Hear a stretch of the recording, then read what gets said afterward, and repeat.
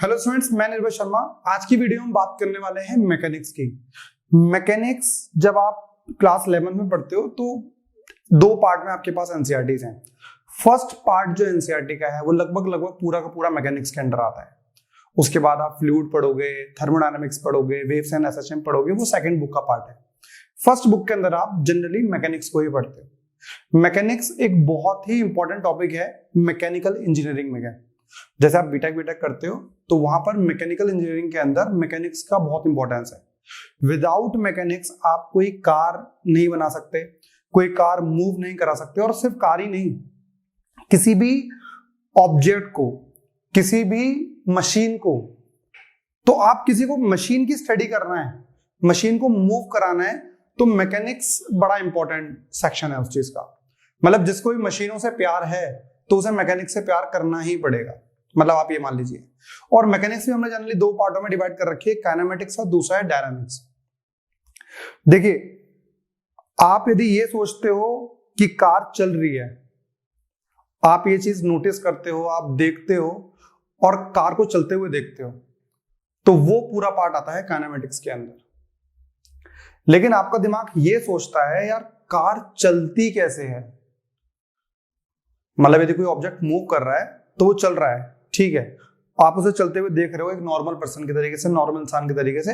लेकिन जब आपके दिमाग में ये आता है यार ये इंसान चल कैसे रहा है, क्या है इसके पीछे का रीजन, कौन सी फोर्सेस काम कर रही होंगी इसे चलाने के लिए, वहां पर आपके पास आ जाता है डायनामिक्स।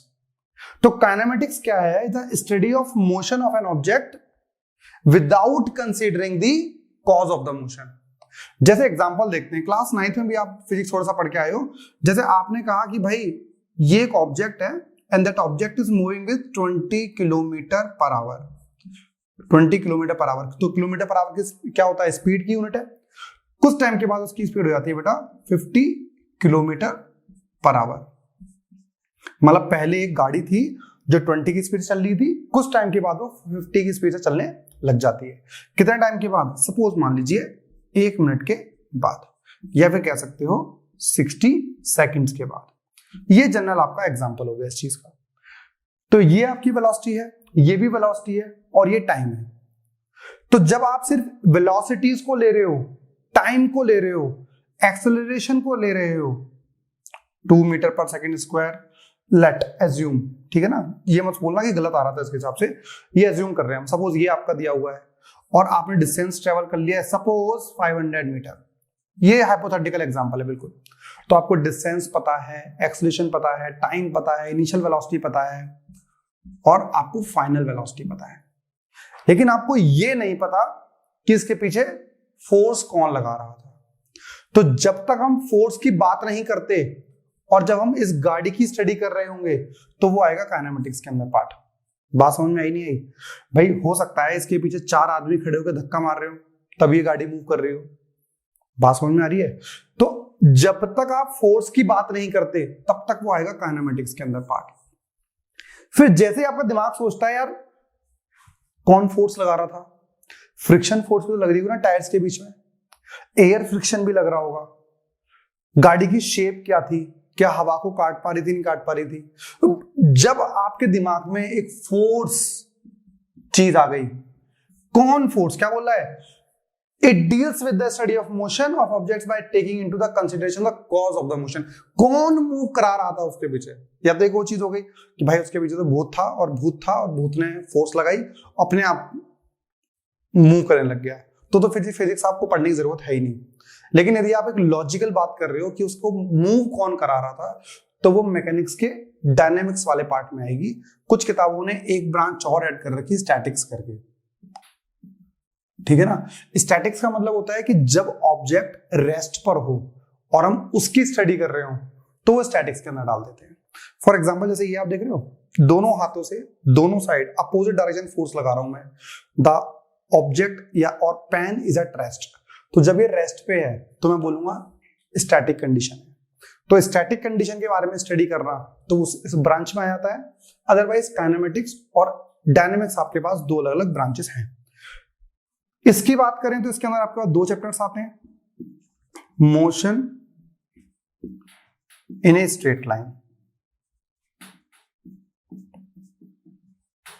ठीक है। स्ट्रेट लाइन के में जब आपके पास ऑब्जेक्ट मूव कर रहा है तो जब हम उसके ये पढ़ेंगे यू वी ए, ये सब कुछ जो आपका आता है वो किस में आता है, मोशन इन स्ट्रेट लाइन का। और दूसरा चैप्टर है वो हमारा है मोशन इन ए प्लेन। जब प्लेन में स्टडी कर रहा होगा तो हमारे पास सेकंड चैप्टर जो आएगा वो भी काइनेमेटिक्स का ही पार्ट है। तो कभी भी एक तो चीज आपको ये जानने की जरूरत है, कभी स्कूल में टीचर कहता है ना या ट्यूशन में, बेटा काइनेमेटिक्स का टेस्ट है आपका, तो काइनेमेटिक्स में सिर्फ एक चैप्टर मत मान लेना, दोनों चैप्टर आते हैं उसके अंदर, ठीक है भाई। डायनेमिक्स में हमने कहा the cause of the motion. यार किसी भी मोशन का जो मेन कॉज होता है ना वो होता है जनरली फोर्स। तो फोर्स के बारे में सबसे पहला जो चैप्टर है वो है लॉज ऑफ मोशन। और लॉज ऑफ मोशन के बारे में जो लॉज ऑफ मोशन दिया, सबसे पहले एक ही इंसान को श्रेय जाता है पूरे चैप्टर का, पूरे यूनिट का, उनका नाम था न्यूटन। न्यूटन अंकल ने सबसे ज्यादा इसको हेल्प करी।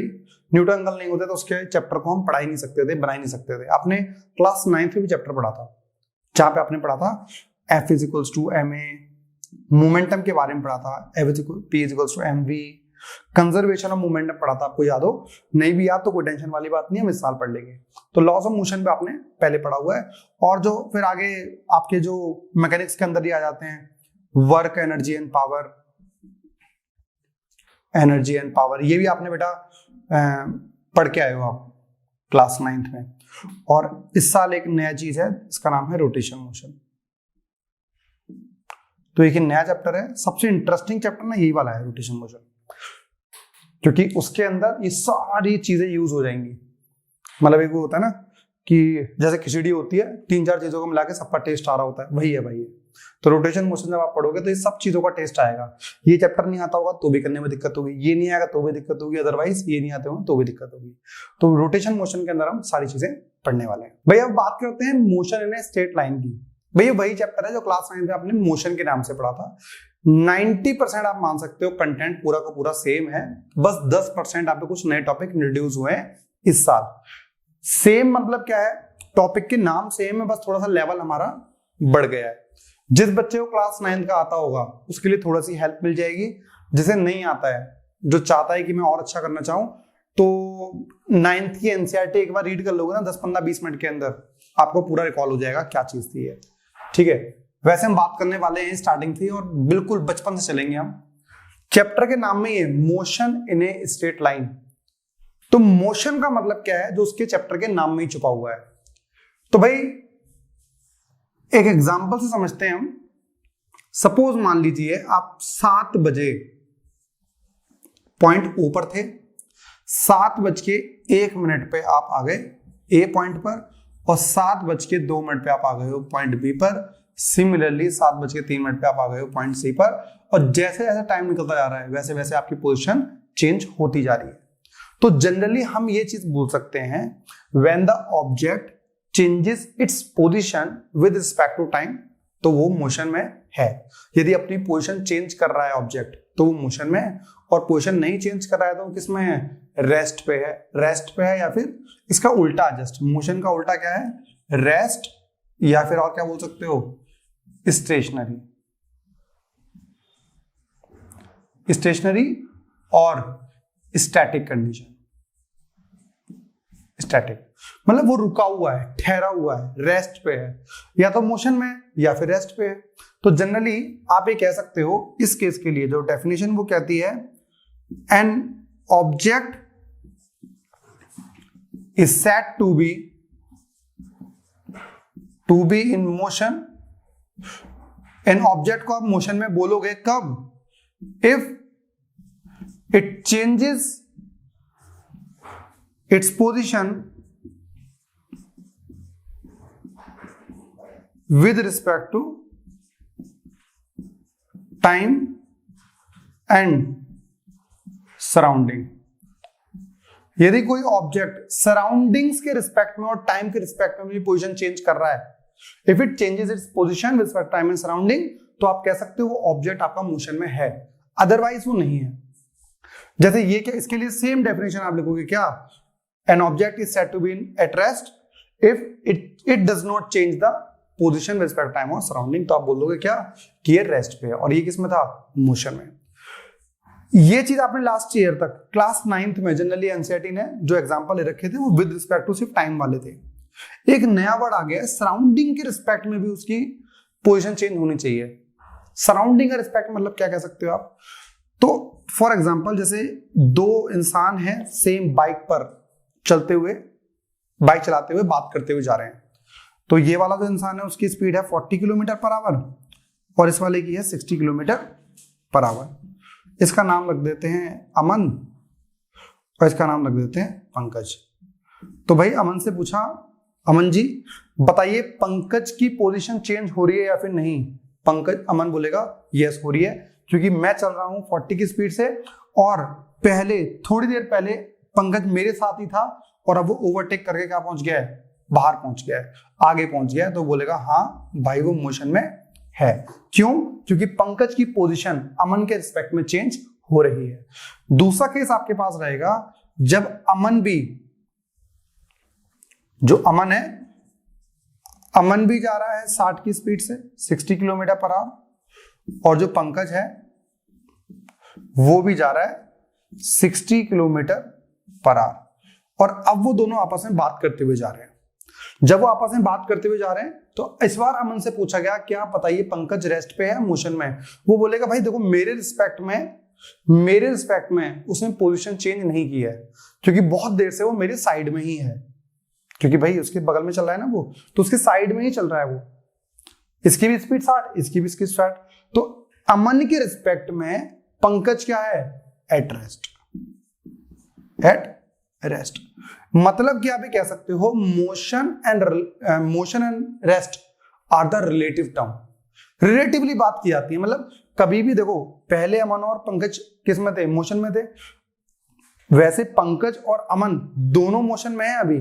जैसे यहां पर आएगा आप सपोज आप यहां पे खड़े हो, ठीक है, ये समझ लो ये आप ही हो, ठीक है, यहाँ पे खड़े हो, आप देख रहे हो पंकज को क्या बताओगे आप? मोशन में, क्योंकि आप रेस्ट पे हो ना, तो पंकज को आप ऐसे जाते हुए देखोगे। पहले पंकज जा रहा था और ऐसे निकल गया।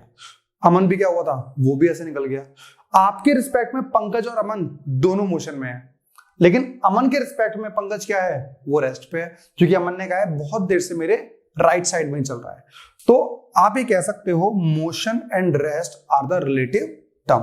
और एग्जांपल देखते हैं, मतलब मोशन और रेस्ट कभी भी, जब आप कभी भी एग्जांपल लोगे तो हमेशा ये जरूर पूछोगे कि ऑब्जर्वर कौन है। फॉर एग्जांपल जैसे हम बात करते हैं, जैसे ट्रेन के अंदर की बात करते हैं, तो ट्रेन मूविंग ट्रेन है, मूविंग ट्रेन ले लो और उस मूविंग ट्रेन के अंदर कुछ बैठे हुए हैं पैसेंजर्स, ठीक है, मूविंग ट्रेन प्लस पैसेंजर्स। तो मूविंग ट्रेन थी, उसके अंदर कुछ पैसेंजर बैठे हुए हैं, उसमें कौन कौन है? एक आप, एक आपके फादर और एक आपके मदर। मैं बाहर से खड़ा होके प्लेटफॉर्म पे देख रहा हूं, मैं हो गया ऑब्जर्वर, ठीक है बेटा। अब क्या हुआ, जैसे मेरे सामने ट्रेन यूं करके निकल के जा रही है, तो मेरे से यदि किसी ने पूछा बताइए ये तीन लोग रेस्ट पे हैं मोशन में, मैं बोलूंगा भाई मोशन में, देखो पहले यहां थे अब धीरे धीरे चेंज हो रहे हैं और वो निकल गए। जैसे ट्रेन निकल गई तो वो लोग भी निकल गए, मतलब वो तीनों लोग, जो आप, आपके फादर और आपकी मदर, तीनों लोग क्या थे? मोशन में थे। लेकिन यदि आपसे पूछा जाए, जो ट्रेन में बैठे हुए हो, आपसे पूछा जाए कि बताइए आपके फादर रेस्ट में या मोशन में, आप बोलोगे रेस्ट पे हैं, बहुत देर से मेरे सामने ही तो बैठे हुए हैं। तो आपके रिस्पेक्ट में आपके फादर क्या है? रेस्ट पे, और मेरे रिस्पेक्ट में आप तीनों क्या हो? मोशन में। मतलब कि आप किसी भी चीज को एग्जैक्टली नहीं बता सकते कि वो रेस्ट में है या फिर मोशन में है। एक और एग्जांपल ले सकते हो, जैसे ये आपका घर है, छोटा सा घर है आपका ये, ठीक है ना, थोड़ा अर्थ के रिस्पेक्ट में घर थोड़ा बड़ा है। आप यदि यहां पर खड़े होते और आपसे कोई पूछता कि भैया जी आपका घर रेस्ट पे या मोशन में, आप बोलोगे यार बहुत दिनों से यहीं पे खड़ा हुआ है, जब से मैं पैदा हुआ हूं वहीं दिखता है मेरे को, इसी गली में, इसी नुक्कड़ पे, इसी चौराहे पे, वहीं घर है मेरा। तो वो मोशन में कैसे हो सकता है? वो तो हमेशा रेस्ट पे है, ये तो हमेशा ही रेस्ट पे रहेगा। लेकिन जैसे ही मैं आपको उठाकर मून पे लेकर चला गया, कहां लेकर चला गया? मून पे, आपके अपने पैसों से, मेरी ट्रिप नहीं है वो। थोड़ी देर के बाद क्या देखते हो भाई, अर्थ तो रोटेट होती है अपनी एक्सिस पे। कुछ समय के बाद आपने देखा कि आपका घर जो है वो यहां दिख रहा है, मतलब क्या हुआ, पोजीशन हैज बीन चेंज्ड। आप बोलोगे वाओ मेरा घर तो मोशन में है, पहले मैंने कल यहां देखा था वो यहां देखने लग गया। आप में से बहुत सारे बच्चों के दिमाग के आ रहे होंगे सर हम मून से अपना घर कहां से देख रहे हैं, यार हाइपोथेटिकल सिचुएशन है हमारे पास, ठीक है ना। तो वहां से आप अपने घर को देख रहे हैं, तो जैसे आपने देखा तो घर तो अपनी पोजीशन चेंज कर रहा था। मींस जब आप अपने घर को अर्थ पे अपने सामने खड़े होकर देख रहे थे तो आपका घर रेस्ट पे था, लेकिन जैसे ही आपने मून से अपने घर को देखा तो आपका घर मोशन में था। तो बेसिकली आप इस चीज को एक लाइन से लिख के खत्म कर सकते हो कि rest and motion are the relative terms. दोनों रिलेटिव टर्म है, क्यों? क्योंकि it depends on the observer. जैसे ही आपने देखा कि ऑब्जर्वर चेंज तो रेस्ट बन गया मोशन में और मोशन बन गया रेस्ट में। तो motion and rest basically define किया जा सकता है जब हमें पता हो कि ऑब्जर्वर कौन है। स्टूडेंट्स लास्ट वाले पार्ट से तो कंक्लूजन हमारा ये निकला है कि no object in the universe is in a state of absolute rest. What do you know absolute rest? मतलब ऐसा यूनिवर्स के अंदर कोई भी ऑब्जेक्ट नहीं है जिस ऑब्जेक्ट को सभी लोग बोल रहे हो कि वो रेस्ट पे है। मतलब एक जो छोटा सा तालाब भी है ना, आप उसे भी नहीं कह सकते कि वो रेस्ट पे है, क्योंकि अर्थ क्या है, रोटेट हो रही है। तो पहले यहां से दिख रहा होगा कि ये ऊपर है, फिर धीरे धीरे बाद वो भी चेंज हो गया। मतलब इस पूरे यूनिवर्स में हर चीज की वैल्यू चेंज होती है, हर चीज की पोजीशन चेंज होती है। तो क्या कर रहा है, so we can study only relative rest और रिलेटिव मोशन। किसी के रिस्पेक्ट में वो रेस्ट में हो सकता है और किसी के रिस्पेक्ट में वो मोशन में हो सकता है। आप सिर्फ ये स्टडी कर सकते हो किसके रिस्पेक्ट में रेस्ट पे था और किसके रिस्पेक्ट में वो मोशन में था, सिर्फ ये चीज हो सकती है। रिलेटिव की बात करिए तो ये चीज हो सकती है, जैसे अभी इसको अपने आसपास ये चीज एग्जांपल देख सकते हो, जैसे ये था ए, ये था बी और ये था सी। बी की पोजीशन बताइए क्या है। यदि आप इससे पूछते हो तो कहेगा सर वो मेरे राइट में बैठा हुआ है ना। सी के रिस्पेक्ट में बी कहां है, उसके राइट पर, और ए के रिस्पेक्ट में बी कहां है, उसके लेफ्ट में। तो बी की ही पोजीशन चेंज हो रही है, देख रहे हो, जैसे मैंने ऑब्जर्वर चेंज करा वैसे ही उसकी पोजीशन भी चेंज हो गई, किसी के राइट में और किसी के वो लेफ्ट में, वही वाली सेम चीज आती है। तो मोशन की स्टडी करते वक्त दो चीजें बहुत इंपॉर्टेंट है, एक तो रेफरेंस पॉइंट और दूसरा है ऑब्जर्वर। जनरली ये दोनों इंटरलिंक्ड होते हैं। ऑब्जर्वर ही डिफाइन करता है कि वो रेफरेंस पॉइंट क्या ले रहा है। फॉर एग्जांपल जैसे हमने कोऑर्डिनेट एक्सिस पढ़ रखी है, वहां पे क्या करते हो, इसे हम मान लेते हैं ओरिजिन 0,0। तो जनरली हम रेफरेंस पॉइंट 0,0 मानते हैं, ठीक है। आप ये स्टार्ट हुए हो यहां से, ये पॉइंट है ओ, कुछ देर बाद आप पहुंच गए ए पर, फिर बी पर, फिर सी पर। मैंने आपको देखा कब, जब आप पॉइंट ए पर थे। मैंने आपको देखा कब, जब आप पॉइंट ए पर थे, तो आप रहे यहां पर। मेरे अकॉर्डिंग आपकी इनिशियल पोजीशन क्या थी, पॉइंट ए, लेकिन एक्चुअली में चलना कहां से स्टार्ट किया था आपने, ओ से। वैसे ही मनोज ने आपको देखा जब आप बी पर थे, तो अकॉर्डिंग टू मनोज आपकी पोजीशन क्या हो गई, बी। इनिशियल पोजीशन आपकी बी हो गई, और इनिशियल पोजीशन बाय निर्भय सर आपकी है ए। एक्चुअल पोजीशन स्टार्टिंग की जाती है आपकी ये। मतलब आप समझ पा रहे हो, जैसे ही ऑब्जर्वर चेंज वैसे ही आपकी रेफरेंस पॉइंट जहां से आप चल रहे हो वो चेंज कर दिया उसने। यदि वो वही रेफरेंस पॉइंट मान ले जहां से वो चल रहा है, यदि वो रेफरेंस पॉइंट इसे मानता है और सपोज ये 1 मीटर का डिफरेंस है, तो निर्भय सर बोलेंगे जब उन्होंने देखा कि भाई आप 1 मीटर दूर थे ओरिजिन से, सपोज ये आपका घर होता तो मैं बोलूंगा आप अपने घर से 1 मीटर दूर थे। मनोज कहेगा आप अपने घर से 2 मीटर दूर थे। और सी पर यदि कोई देख रहे हैं आपके चचा, तो चचा जी ने देखा है तो आपके अपने घर से 3 मीटर दूर थे। यदि वो रेफरेंस पॉइंट यहां ले रहे हैं तो हमेशा वो सारी चीजें यहां से 0 करके पुट करेंगे। तो बेसिकली दो चीजें हैं, दोनों इंटरलिंक्ड है, रेफरेंस पॉइंट और ऑब्जर्वर। ऑब्जर्वर विल डिफाइन कि वो रेफरेंस चीजें क्या क्या ले रहा है। बात समझ में आ रही नहीं आ रही? आपको याद होगा एक इक्वेशन याद है आपको, v square minus u square equal to 2as, याद है आप में से किसी को? u क्या होता है? Initial velocity, v final velocity. यदि एक एग्जांपल लेते हैं, देखना फिजिक्स अभी खत्म हो जाएगी पूरी की पूरी। When body start from rest, initial velocity is 0. आप स्कूटी आपने स्टार्ट करी, मैंने आपको देखा, वाओ, जब मैंने आपको देखा तो क्या हुआ, आपकी स्कूटी स्टार्ट हो रही थी, तो मैंने बोला भैया आप इनिशियल वेलोसिटी कितनी हो गई? 0। ठीक है, आप मॉल जा रहे थे घूमने के लिए, आप जा रहे थे स्कूटी से, मेरे पास R15 थी, तो मैं आपसे पहले पहुंच गया। जब मैंने आपको देखा तब आप स्कूटी बंद कर रहे थे, मतलब स्कूटी बंद हो चुकी थी, तो फाइनल वेलोसिटी क्या हो गई? 0। इनिशियल वेलोसिटी भी 0, फाइनल वेलोसिटी भी 0, पुट कर दो भाई। v का स्क्वायर 0, u का स्क्वायर 0, 2as, तो 0 इक्वल टू 2as। दो चीज जब मल्टीप्लाई में होती है, या तो एक्सलेशन 0 रहा होगा या फिर डिस्प्लेसमेंट 0 रहा होगा। मतलब आप देख रहे हो ये चीज क्या कंडीशन आ गई, मतलब पूरी फिजिक्स ही खत्म हो गई, एक्सलेशन भी 0 और डिस्प्लेसमेंट भी। तो मैंने क्या बोला, it all depend on the observer. तो आप वो केस नहीं लेते जिसमें यू और वी दोनों सेम 0। यदि ऑब्जर्वर ऑब्जर्व कर रहा है तो ऐसा नहीं है, वो आपसे सारी चीजें यदि वो डिसाइड कर रहा है तो फिजिक्स खत्म हो जाती है उसके बाद। बात समझ में आ रही नहीं आ रही? तो ऑब्जर्वर विल डिफाइन कि आप एग्जैक्टली क्या निकालोगे, क्या समझोगे और क्या नहीं। आइए देखते हैं आगे क्या होगा इससे। तो फ्रेंड मोशन का इंट्रोडक्शन तो हो चुका है, आपको पूरी मैकेनिक्स जो हम पढ़ रहे हैं ना, वो आपको ऐसा समझना चाहिए कि हम एक नॉवल के तरीके से पढ़ रहे हैं।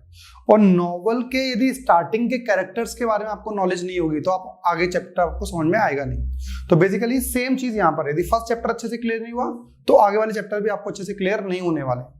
अभी तक हमने पढ़ा, आप ही मानिए आपसे यदि पूछता है कोई कि बेटा मोशन और रेस्ट में क्या डिफरेंस है, तो आप जनरली क्या बोलोगे कि सर यदि इसकी पोजीशन चेंज हो रही है टाइम एंड सराउंडिंग के रिस्पेक्ट में तो मोशन में, अदरवाइज नहीं हो रही है तो वो रेस्ट पे है। Motion and rest both are the relative term. इस पूरे यूनिवर्स के अंदर कोई भी चीज एब्सोल्यूट रेस्ट पर या एब्सोल्यूट मोशन में नहीं होती है, हम हमेशा रिलेटिवली बात करते हैं, ये हमने बात करी अभी तक। फिर हमने कहा कि मोशन को डिफाइन करने के लिए रेफरेंस पॉइंट पता होना चाहिए या ऑब्जर्वर पता होने चाहिए, या फिर आप एनसीईआरटी पढ़ोगे तो उन्होंने फ्रेम ऑफ रेफरेंस समझाया हुआ है, वो भी सेम चीज है ये वाली। फ्रेम ऑफ रेफरेंस क्या बोल सकते हैं हम, किसके रिस्पेक्ट में बात कर रहे हैं, है ना, वो चीज की बात की जा रही है। आगे यदि कोई ऑब्जेक्ट आपने उससे पूछा कि आप मोशन में और रेस्ट में, उसने बोला रेस्ट में ही मोशन ऑब्जेक्ट है, तो फिर फिजिक्स ही आपकी लगभग खत्म हो चुकी है। थोड़ा बहुत सेक्शन बचेगा जब रेस्ट की स्टडी करोगे आप। लेकिन यदि वो कहता है मोशन में है तो फिजिक्स अभी स्टार्ट हुई है। यदि वो मोशन में था तो मतलब वो उसने कुछ चल रहा होगा, यहां से सपोज मोशन उसने स्टार्ट किया और इस डायरेक्शन पे है, चलता रहा, मतलब इस पहाड़ के एक यहां से चला, पहाड़ पे ऊपर चढ़ा, फिर उतरा, फिर पहाड़ पे चढ़ा, मतलब ये उसका मोशन है, क्योंकि मोशन में तो है ना वो, तो मूव कर रहा है इस ग्राफ के अलोंग या इस पाथ के अलोंग। ठीक है, तो आपने क्या देखा कि यदि वो इस पॉइंट को हम A मान लेते हैं और इस पॉइंट को हम B मान लेते हैं, तो आपसे भी बोलता है कि बेटा व्हाट इज द डिस्टेंस। तो डिस्टेंस क्या होता है, actual path length. Actual path length क्यों बोल रहे हैं हम, क्योंकि जो आपने एक्चुअली पाथ को कवर करा है, तो एक्चुअल पाथ की लेंथ, तो ये वाली जो पूरी लेंथ है, आपने क्या करा, इंच टेप उठाया और इसे मेजरमेंट करना शुरू कर दिया। तो जो मेजरमेंट कर रहे होगे दैट इज अ डिस्टेंस। लेकिन हर चीज के हर दो पॉइंट के बीच में एक तो डिस्टेंस रहता है जो एक्चुअली फॉलो कर रहे होगे, दूसरा आपके पास रहता है this is called the displacement. तो दो चीजें पढ़ने वाले हैं हम, एक तो है डिस्टेंस और दूसरा है डिस्प्लेसमेंट। जैसे यदि आपसे कोई कहता है कि सपोज आप पहले यहां से इधर गए 3 मीटर, यहां से इधर गए 4 मीटर, फिर यहां से आप यहां पर आ गए 6 मीटर, तो बताइए डिस्टेंस कितना था और डिस्प्लेसमेंट कितना था। आप बोलोगे what is actual path length, यहां से ऑब्जेक्ट इधर गया, फिर यहां से इधर गया और फिर यहां से इधर गया, तो 3 + 4 7 + 6 आपके पास आ चुका total 13 metre. This is the total distance. यदि आपसे कहा जाए कि व्हाट इज द डिस्प्लेसमेंट, तो डिस्प्लेसमेंट होता है बेटा इनिशियल और फाइनल पोजीशन के बीच में जो शॉर्टेस्ट पाथ होता है। तो ये वाला जो डॉटेड लाइन है this is the shortest path और this is the actual path जो आपने फॉलो करा है। तो डिस्टेंस जो आप बताओगे that was the actual path length. और डिस्प्लेसमेंट की बात करोगे, इसे हम बोलते हैं shortest path length between initial and final position. तो इनिशियल और फाइनल पोजीशन के बीच में जो शॉर्टेस्ट पाथ लेंथ है उसे हम क्या बोलते हैं? डिस्प्लेसमेंट बोलते हैं। डिस्टेंस आपका एक्चुअल पाथ लेंथ होता है। शॉर्टेस्ट पाथ लेंथ को हम एक्चुअल क्यों नहीं यूज कर रहे हैं? देखो, कुछ केसेस के अंदर जो डिस्प्लेसमेंट होता है वो हाइपोथेटिकल सिचुएशन होती है। हाइपोथेटिकल मतलब जिसको आप एक्चुअली में फॉलो नहीं कर सकते हर कंडीशन में। जैसे आपसे कहा जाए कि आपको अपने टॉप फ्लोर से सामने वाले टॉप फ्लोर पे जाना है, रोड के उस पार, तो मतलब एक ये रोड थी, यहाँ पे आपका घर है और यहाँ पे इनका घर है। तो आपको क्या करना है? इस टॉप फ्लोर से इस टॉप फ्लोर पे जाना है। तो आप एक्चुअली क्या करोगे भाई? आप टॉप से नीचे आओगे, सीढ़ियां से उतरते हुए रोड क्रॉस करोगे और वहां से ऊपर चले जाओगे। This is a total distance, total actual path length. बात समझ में आई? अब यदि आपसे कोई बोले कि what is the displacement, displacement क्या होगा? ये रहा एक कॉर्नर, ये रहा एक कॉर्नर, यहां से आप रस्सी बांधो, रस्सी से करके बेल्ट उतारो, बेल्ट से आप वो क्रिश वाली मूवी में, तो उस टाइप से आप मूवी में की तरफ आप इस तरीके से मोशन कर सकते हो। यदि आप वैसे कर रहे हो तो भाई ये हाइपोथेटिकल कंडीशन है, लेकिन डिस्प्लेसमेंट वही होगा। मतलब यहां से लेके अपने घर से लेके आपको 2 किलोमीटर दूर जाना है और मतलब आपने सोचा यार हेलीकॉप्टर बुलाओ और सीधी लाइन में चले जाओ, तो हाइपोथेटिकल सिचुएशन है, पर डिस्प्लेसमेंट वही रहेगा। तो डिस्प्लेसमेंट मैक्सिमम केस में क्या रहता है? हाइपोथेटिकल रहता है। कुछ केसेस में आप उसे फॉलो भी कर पाएंगे। तो आइए हम बात करते हैं इसकी पूरी सारी डेफिनेशंस की, किस किस तरीके से इसको रिप्रेजेंट करोगे, पेपर में आता है। तो भाई डिस्टेंस और डिस्प्लेसमेंट के बारे में जो डेटा हम दे सकते हैं, ये हालांकि 9th क्लास के अंदर आप काफी सारा पढ़ चुके हो। तो डिस्टेंस की पहली चीज, the actual path length, the length of the actual path transferred by body from initial to final position. Initial से फाइनल पोजीशन के बीच में सपोज आप मान लीजिए इस बॉडी ने ये वाला पाथ एक्चुअल में ट्रेवल किया था, तो यदि इसकी लेंथ आप निकालते हो तो ये होगी आपके पास डिस्टेंस, और ये आपका है शॉर्टेस्ट। क्या लिखा हुआ? इट इज द शॉर्टेस्ट और द स्ट्रेट लाइन। यदि कभी भी आपको ना डिस्प्लेसमेंट निकालना हो तो क्या करना? इनिशियल और फाइनल पोजीशन के बीच में एक स्ट्रेट लाइन से जोड़ देना। जैसे ही आप उसे जोड़ोगे उसकी लेंथ जो होगी वो क्या रहेगी? डिस्प्लेसमेंट रहेगी, path measured in direction of initial to final point. ठीक है भाई। दूसरी चीज, दोनों की जो एसआई यूनिट है वो मीटर है। ये स्केलर क्वांटिटी है, वो वेक्टर क्वांटिटी है। इस चीज का मैं आपको लॉजिक बताऊंगा अभी डायग्राम के साथ। स्केलर क्वांटिटी क्या होती है? विच हैज ओनली मैग्नीट्यूड, और वेक्टर क्वांटिटीज वो होती है जिसका magnitude as well as direction दोनों होती है। तो और ये डिस्टेंस ऑलवेज पॉजिटिव और जीरो रहेगा, और ये आपका पॉजिटिव, जीरो और नेगेटिव तीनों चीजें हो सकती हैं। तो आइए कुछ एग्जाम्पल के थ्रू इन पॉइंट्स को समझते हैं, क्या स्केलर क्या वेक्टर, और क्यों वेक्टर की हमें पड़ती है नीड। ठीक है ना? तो ये चीज हम देखते हैं इन एग्जाम्पल को समझकर।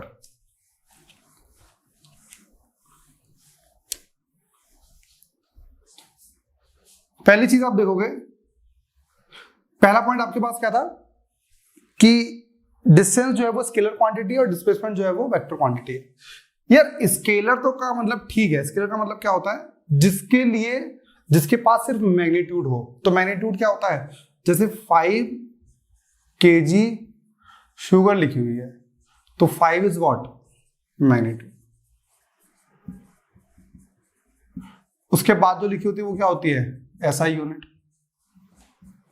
तो 5 kg, तो 5 तो मैग्नीट्यूड हो गया, 5 kg, 7 kg, 9 kg, तो 5, 9, 7 क्या हो गई? मैग्नीट्यूड, और kg आपके पास क्या हो गई? SI unit.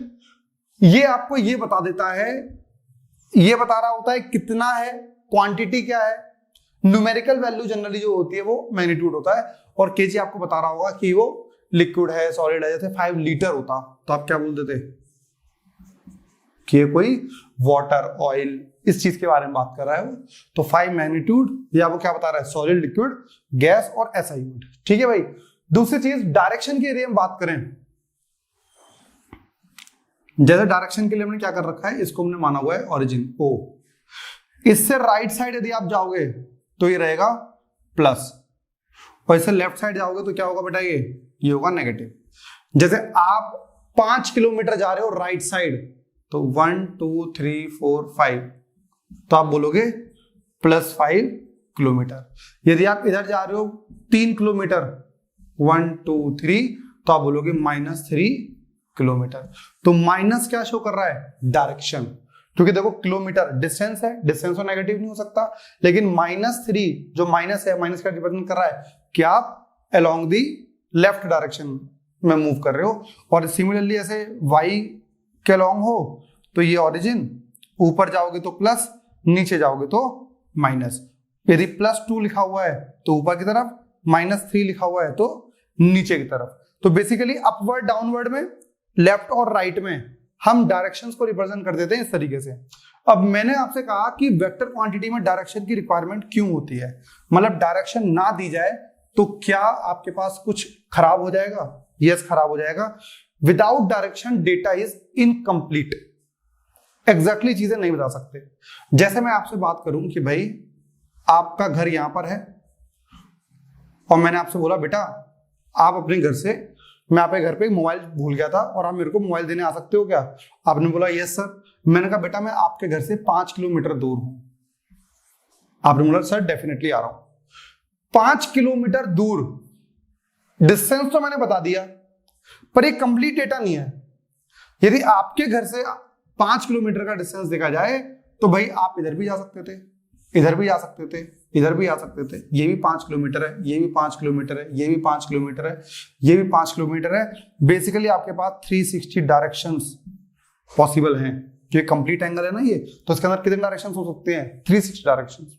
तो बेसिकली 360 डायरेक्शंस आप नहीं बता पाओगे, इसलिए आप क्या बोलते हो? हमने कुछ चीजें डिफाइन की हुई हैं। किस तरीके से डिफाइन की हुई है? देखो ऐसे बेटा, ध्यान समझना। जैसे ये है ईस्ट, ये है वेस्ट, ये है नॉर्थ और ये है साउथ, इस टाइप से। यदि आप राइट साइड में आ रहे हो तो डायरेक्शन ईस्ट, क्या बोलोगे? 5 किलोमीटर टुवर्ड ईस्ट। अब देखो क्या हो गया, ये हो गया मैग्नीट्यूड, ये हो गई एसआई यूनिट, ये हो गई direction. Now this is the complete statement. 5 kilometre toward the east direction, toward the west direction, toward the north, toward the west, toward the south. यदि आप ईस्ट और नॉर्थ के बीच में जा रहे हो तो इसे नॉर्थ ईस्ट बोल सकते हैं, ईस्ट नॉर्थ बोल सकते हैं। इसके बिल्कुल बीच में जा रहे हो मतलब 45 एंगल पर, 90 है ना टोटल, तो इसे east north west, west north, और इधर जाओगे तो फिर से वेस्ट और साउथ के बीच में है, और इधर जाओगे तो टोटल 8 डायरेक्शंस तो आपको बेसिकली डिफाइन की गई है। नॉर्थ ईस्ट, ईस्ट नॉर्थ बिल्कुल बीच में है, तो ठीक है। अदरवाइज आपको पर्टिकुलर एंगल भी दे सकता है वो कि सर जब आप जा रहे हो तो ईस्ट से 30 डिग्री की डायरेक्शन में चले जाना, ऐसे। तो ये 5 किलोमीटर हो गया आपके पास, direction 30 degree with the east. West से 60 डिग्री की डायरेक्शन में आप चले जाना, कितना? 3 किलोमीटर। तो आपसे बता दिया, देख रहे हो?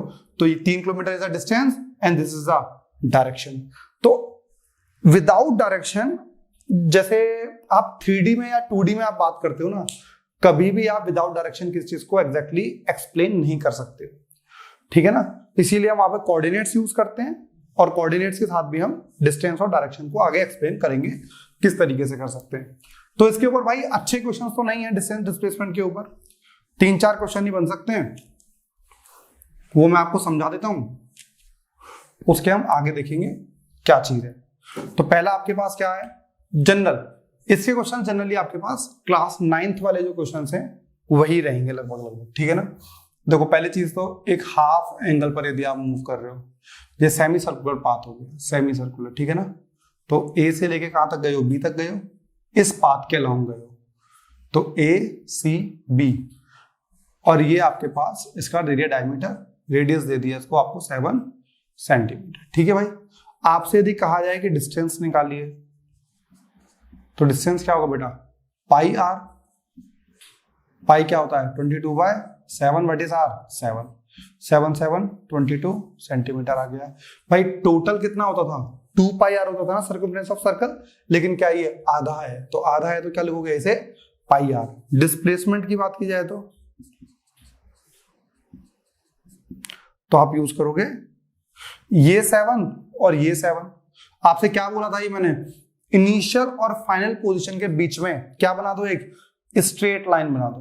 तो जो स्ट्रेट लाइन होगी वो क्या रिप्रेजेंट कर रहा होगा, डिस्प्लेसमेंट। तो 2 इंटू OA, 2 इंटू 7 मतलब 40 सेंटीमीटर। तो डिस्प्लेसमेंट आपका आ गया 40 सेंटीमीटर।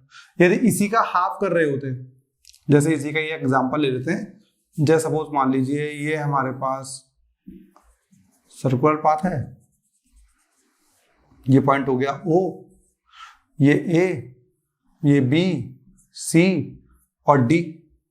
तो calculate distance and displacement from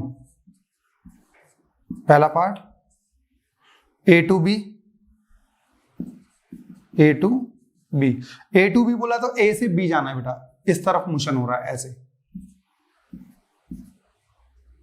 दूसरा A to C, तीसरा B to C, A to C और फिर उसके बाद A to D।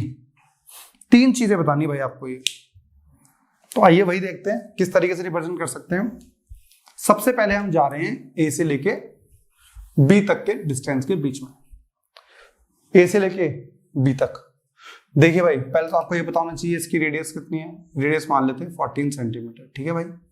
या देखिए एक से ध्यान समझना, टोटल डिस्टेंस होता है 2πr यहां से लेके यहां तक का, और इस 2πr को टोटली हम 4 हिस्सों में डिवाइड कर रहे हैं। देखो, एक हिस्सा, दूसरा हिस्सा, तीसरा हिस्सा और ये चौथा हिस्सा।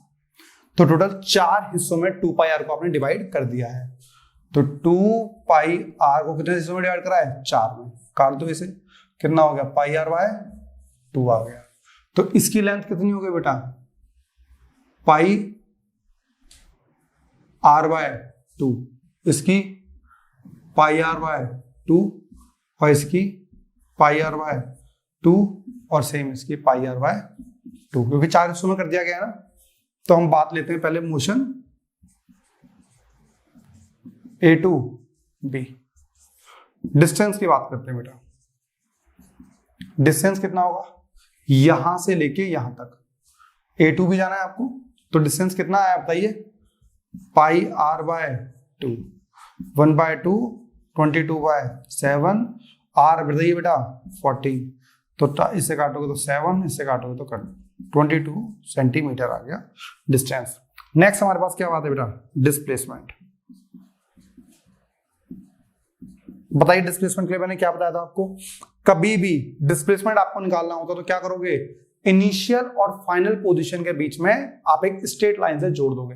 तो ये रहा इनिशियल और ये रहा फाइनल, तो क्या कर दो इन दोनों के बीच में आप स्ट्रेट लाइन से जोड़ दो। ये रहा, यहां से लेके यहां तक A to B। तो क्या निकल के आ रहा है अभी आपके पास, ये रहा आपके पास O, ये रहा A, ये रहा B। तो A से B तक ये रहा डिस्टेंस। तो ये कितना है 14 सेंटीमीटर, ये कितना है 14 सेंटीमीटर, ये परपेंडिकुलर है। तो आप पाइथागोरस लगा सकते हो इसमें। कैसे लगाओगे डिस्प्लेसमेंट के लिए, O A का स्क्वायर प्लस O B का square equals to A B का स्क्वायर। तो ये 14 का स्क्वायर आ गया, ये भी 14 का स्क्वायर आ गया बेटा, ये AB का स्क्वायर आ गया। 14 का स्क्वायर और प्लस 14 का स्क्वायर निकाल सकते हो, 2 इंटू 14 का स्क्वायर बेटा ऐड हो जाएगा ना ये, ठीक है ना। अंडर रूट ले लो, ए बी आ गया। तो बेटा 14 के स्क्वायर में से बाहर निकालोगे तो क्या आएगा 14, तो ए बी आपके पास आ गया है 14√2 सेंटीमीटर। तो डिस्टेंस डिस्प्लेसमेंट कितना आ गया 14√2 centimetre. This is the displacement. तो ए से बी के बीच का तो आपके पास क्या आ गया है, डिस्प्लेसमेंट भी आ गया और डिस्टेंस भी आ गया। बात समझ में आई। डिस्टेंस क्या था, जो एक्चुअल पाथ कवर कर रहा था, डिस्प्लेसमेंट क्या था, शॉर्टेस्ट पाथ। और शॉर्टेस्ट कैसे निकाला बेटा आपने, सिमिलरली कैसे बताइए, स्ट्रेट लाइन से को ड्रॉ करके। जो स्ट्रेट लाइन होती है वो क्या रिप्रेजेंट कर रही होती है, डिस्प्लेसमेंट को ड्रॉ कर रही होती है। नेक्स्ट बात करेंगे कहां से कहां तक, मोशन ए टू सी। ए से लेके बेटा सी तक जाना है, यहां से लेके यहां तक क्या आ गया फिर से ये सेमी सर्कुलर पाथ। तो डिस्टेंस बताइए, तो डिस्टेंस तो आ ही रहा होगा कितना, पाई आर 22/7 इंटू 14, काट दोगे तो 2 आएगा, 44 सेंटीमीटर आ गया। और डिस्प्लेसमेंट की बात करोगे तो बेटा बताइए डिस्प्लेसमेंट क्या होता है, इनिशियल और फाइनल पोजीशन के बीच में स्ट्रेट लाइन। तो स्ट्रेट लाइन क्या होगी 2 इंटू ओ ए, तो 2 इंटू 14 28 सेंटीमीटर आ गया। देख रहे हो डिस्टेंस से डिस्प्लेसमेंट छोटा ही आया है। अब ए से लेके सी तक के बीच में, ए से लेके सी तक के बीच में देखो pi R plus pi R और प्लस पाई आर, तो कितना हो गया distance, motion A to D. तो डिस्टेंस बताइए कितना आएगा बेटा, क्या बोला मैंने, pi R plus pi R plus pi R, तो 3 पाई आर है ना, तो 3 पाई आर बाय 2 आ गया, तो 3/2 22/7 40 66 सेंटीमीटर आ गया। और डिस्प्लेसमेंट कितना रहेगा, कैसे निकालते हैं डिस्प्लेसमेंट, इनिशियल और फाइनल पोजीशन के बीच को स्ट्रेट लाइन से जोड़ दो, जोड़ लो, ये आ गया। तो ये 14, ये 14 और ये कितना आ जाएगा 14√2। सेम लास्ट वाले केस में निकालना होता तो क्या करते, 2 पाई आर डिस्टेंस और डिस्प्लेसमेंट कितना आया था 0 आ जाता। बात समझ में आ गई नहीं आ गई। इसी सर्कुलर आर्क का यदि ये वाला चीज ना दी जाए, ये वाली चीज ना दी जाए और क्या दे दे, वो कोई और छोटा एंगल दे दे, मतलब सर्कल के छोटे से एंगल के पार्ट में डिस्प्लेसमेंट निकालना हो तो कैसे निकालोगे, डिस्टेंस निकाल सकते हो आप किस तरीके से, कैसे, जैसे ये रहा छोटा सा पार्ट, ये रहा, तो ये थीटा, ये आर और ये एल, तो इसे हम बोलते हैं आर्क लेंथ, ये रेडियस और ये क्या रहेगा बेटा theta. That theta is equals to arc length upon radius. इसको आप क्या बोल सकते हो, एंगुलर डिस्प्लेसमेंट ही बोल सकते हो।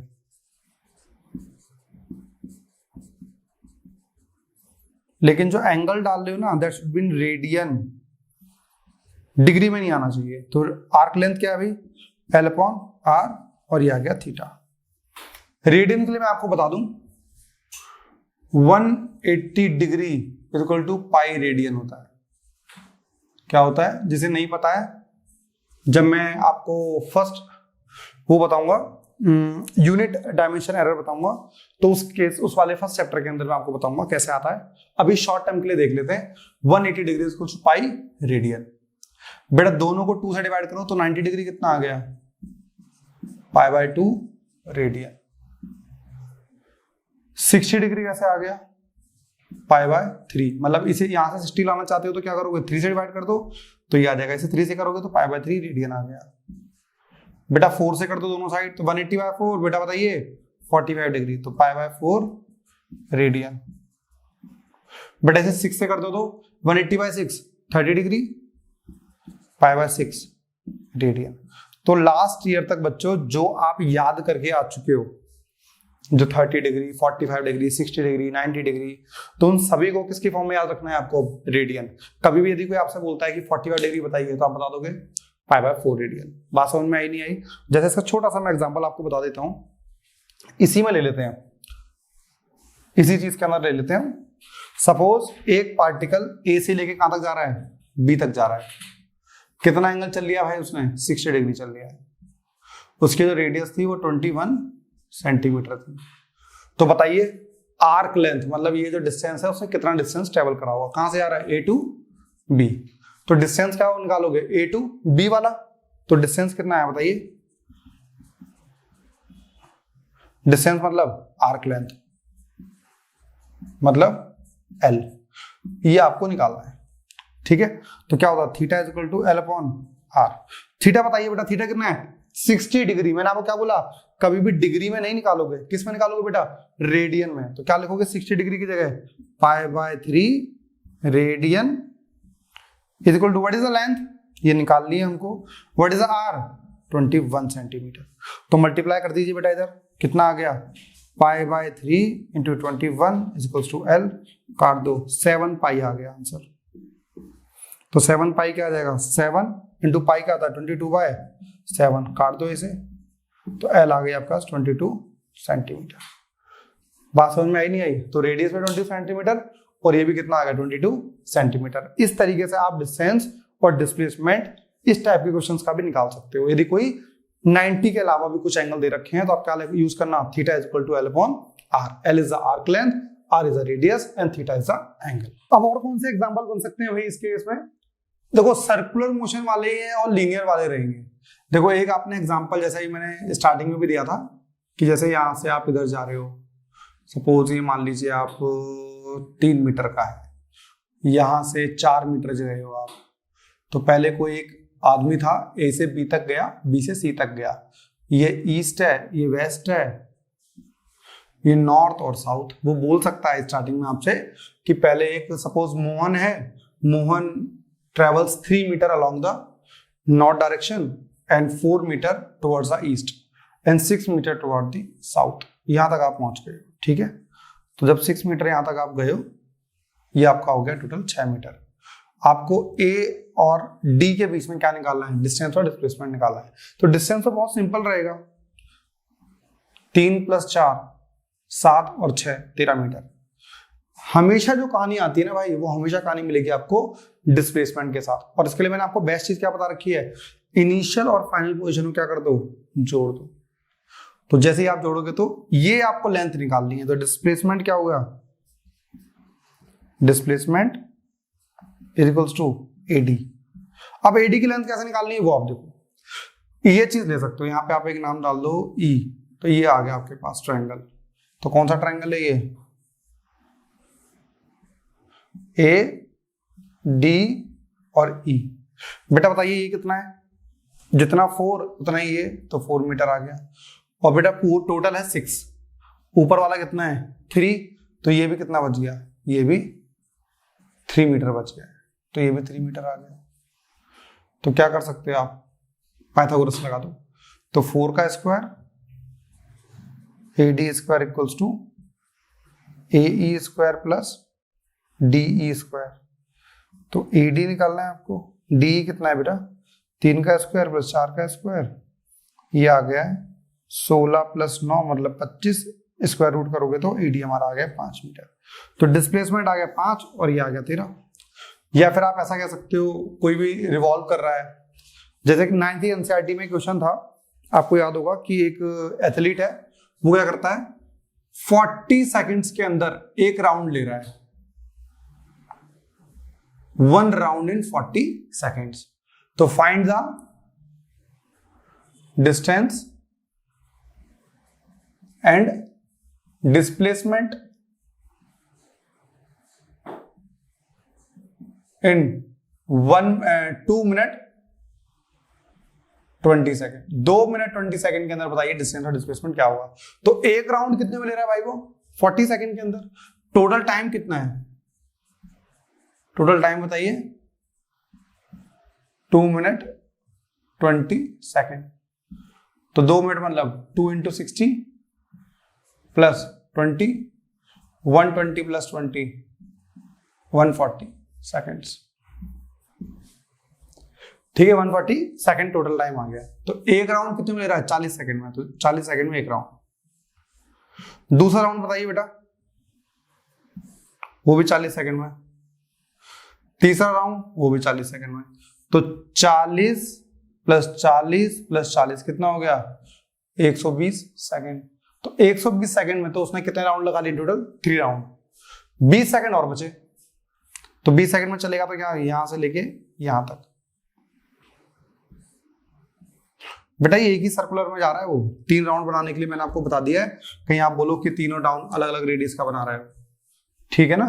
तो 3 राउंड मतलब एक ही सर्कल में आप वो 3 चक्कर लगा रहा है, 1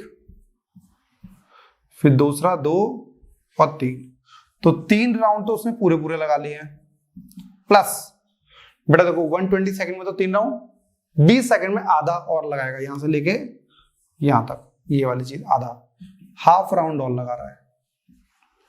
तो बेटा एलसीएम ले लो, 3 × 2 + 1/2 कितना आ गया, 7/2 राउंड आ गया।